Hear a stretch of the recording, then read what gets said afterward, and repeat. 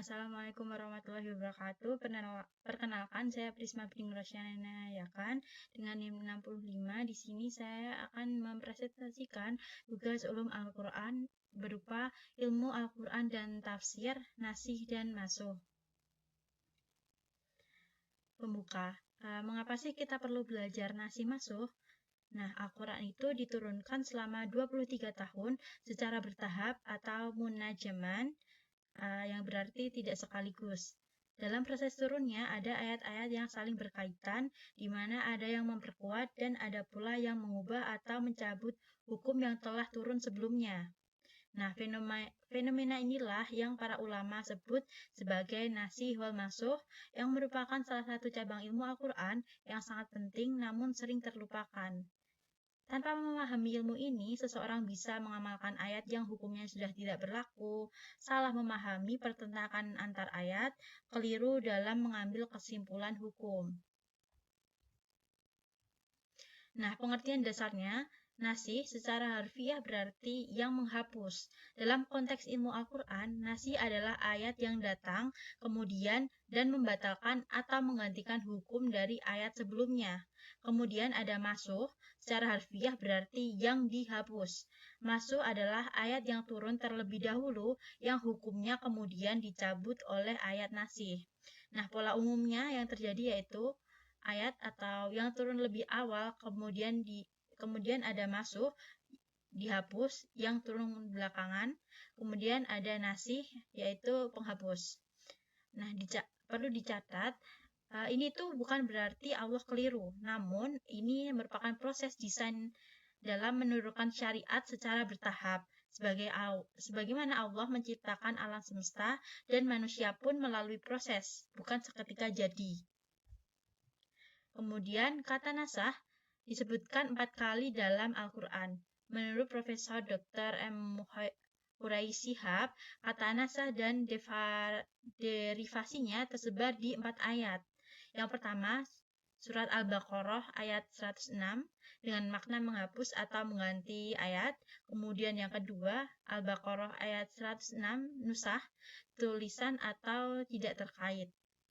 Kemudian nomor 3, ada surat Al-Hajj ayat 52, yaitu menghapus godaan setan.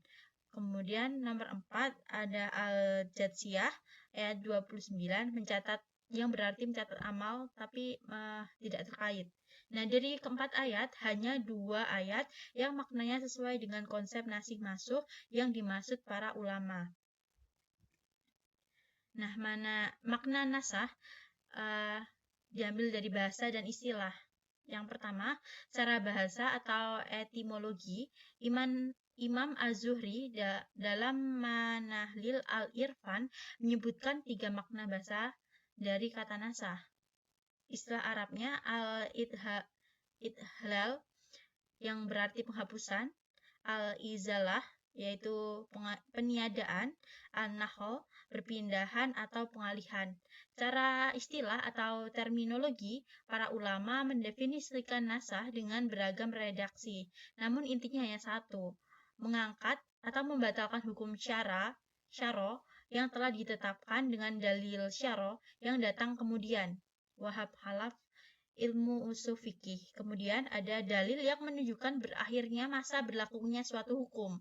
Jadi sudah tidak berlaku lagi menurut pendapat sebagian para ulama lain. Nasah yaitu pembatalan hukum lama oleh hukum terbaru yang datang belakangan, bukan sebuah kekeliruan.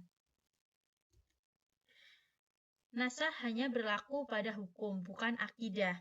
Nah, pertanyaan paling penting, apakah semua aspek Al-Quran bisa dinasah? Yang hanya bisa dinasah yaitu hukum-hukum ibadah seperti sholat, puasa, zakat, dan sejenisnya. Kemudian ada hukum-hukum muamalah berupa halal haram, kewajiban, dan sebagainya. Yang tidak bisa dinasah yaitu akidah berupa keyakinan tentang keesaan Allah, sifat-sifatnya, dan tidak mungkin berubah.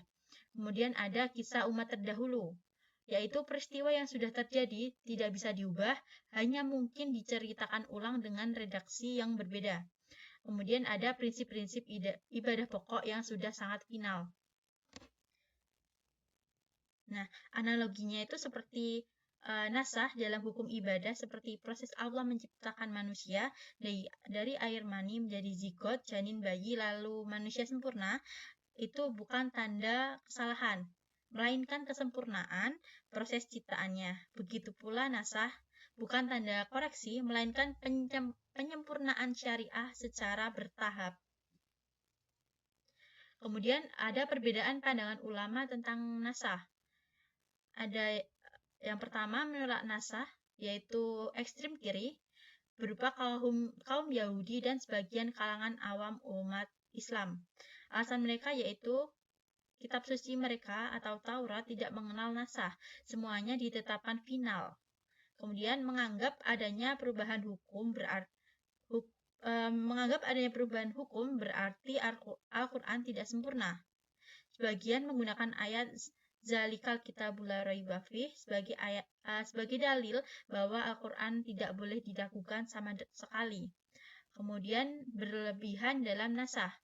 Sebagian golongan Rafidhah, sikap mereka yaitu terlalu mudah dan sembarangan menetapkan suatu ayat sebagai masukh, menisbatkan perkataan kepada Ali radhiyallahu anhu sebenarnya tidak pernah beliau ucapkan, kemudian tanpa sadar menjadi riwayat yang sahih.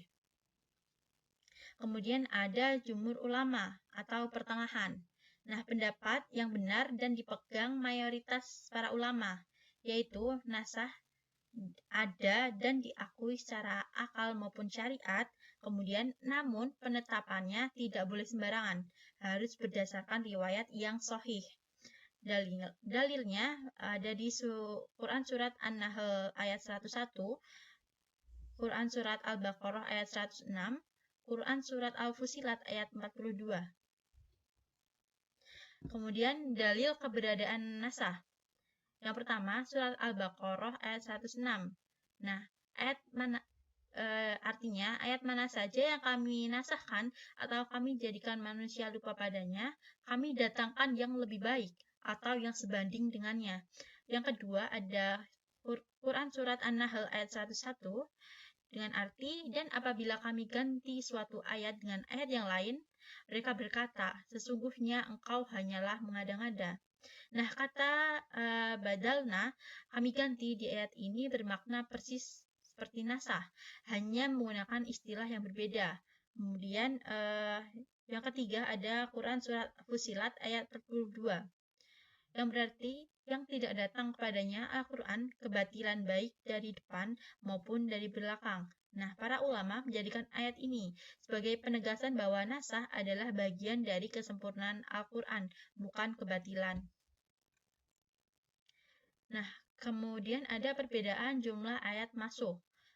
Berikut perbandingan pendapat para ulama. Ibnu Jauzi berpendapat 246 ayat, Al-Zahabi 218 ayat, Ibnu Hazm 214 ayat, Ibnu Salamah 213 ayat, Ibnu Barokat 210 ayat, Al-Zahrani 22 ayat, Asyuyuti 20 ayat, Al-Dahlawi 5 ayat.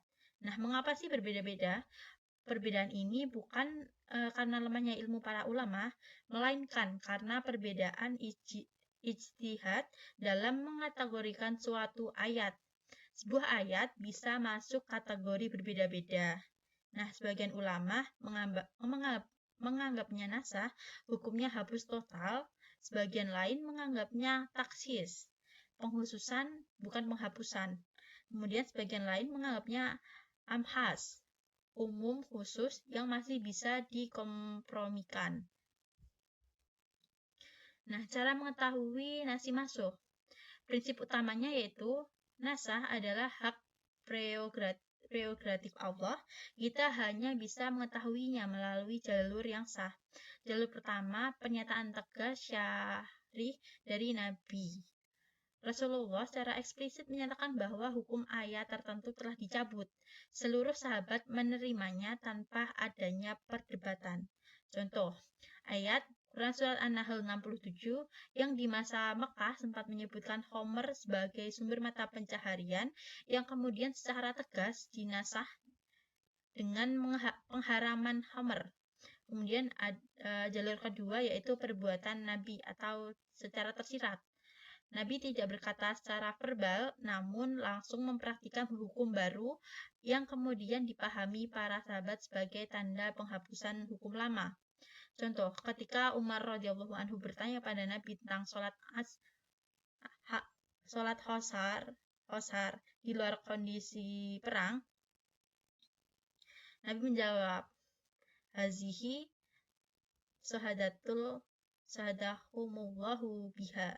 Ini adalah sedekah Allah kepada kalian, maka terimalah. Para ulama menjadikan ini sebagai tanda bahwa syarat atau kondisi perang untuk hosor telah dinasah yang cukup dalam kondisi safar saja. Nah, mengapa Allah menurunkan syariat secara bertahap? Hikmah pertama yaitu proses tasrik menuju kesempurnaan. Allah menurunkan hukum secara bertahap sesuai dengan kesiapan umat dan perkembangan dakwah Islam. Hukum yang berat tidak langsung diterapkan di awal, melainkan dikenalkan sedikit demi sedikit hingga umat siap menerimanya. Hikmah kedua yaitu sebagai ujian keimanan. Nasah juga berarti sebagai ujian bagi keimanan umat. Siapakah yang mengikuti perintah Allah meskipun berubah-ubah? Nasah bukan Allah ragu-ragu, melainkan Allah menguji siapa yang benar-benar beriman. Nah, pembagian nasah dalam Al-Quran ada 3 jenis. Ya, jenis pertama yaitu hukum dihapus, lafal tetap ada. Nasuh hukmi duna at-tilawah. Ayatnya masih terbaca dalam mushaf Al-Quran hingga hari ini. Tetapi hukum yang terkandung di dalamnya sudah tidak berlaku. Contohnya yaitu kewajiban sholat malam sepanjang malam. Quran Surat Al-Muzammil ayat 1-4 dinasah oleh Quran Surat Al-Muzammil ayat 20 yang meringankan kewajiban tersebut. Kemudian jenis 2 yaitu lafal dihapus, hukum tetap berlaku. Nasuh at-tilawah ma'a bahoil hukmi. Teks ayatnya sudah tidak ada dalam mushaf Al-Quran yang kita baca sekarang, namun hukumnya masih berlaku hingga kini. Contoh, ayat rajam bagi pezina muhsan, lafalnya sudah dihapus dari mushaf, namun hukum rajam tetap berlaku berdasarkan kesaksian Umar bin Khattab dan hadis Nabi. Kemudian jenis ketiga, lafal dan hukum sama-sama dihapus. Nasuh at-tilawah wal hukmi ma'an. Baik teks ayatnya maupun hukumnya sudah tidak ada di mana keduanya dihapus bersama-sama. Contohnya, ayat tentang 10 kali susunan sebagai syarat kemahraman dinasah menjadi 5 kali susunan. Baik lafal ayat 10 kali susunan maupun hukumnya tidak berlaku lagi. Hadis riwayat Muslim dari Aisyah radhiyallahu anhu. Nah, kesimpulannya yaitu nasah dan masuh merupakan bagian dari proses penyempurnaan wahyu dan bukan pertanda ketidaksempurnaan Allah. Informasi tentang ayat yang dinasah berasal dari wahyu, Rasulullah, dan ijtihad ulama. Adanya perbedaan pendapat dan jumlah ayat nasah adalah hal yang wajar dalam kajian ilmu tafsir dan fikih. Nasah terutama terkait dengan perubahan hukum, syariat, bukanlah akidah atau kisah sejarah. Kemudian umat Islam diharapkan memahami nasah sebagai bagian dari ujian keimanan dan proses pengembangan syariat. Sekian dari saya, terima kasih. Wassalamualaikum warahmatullahi wabarakatuh.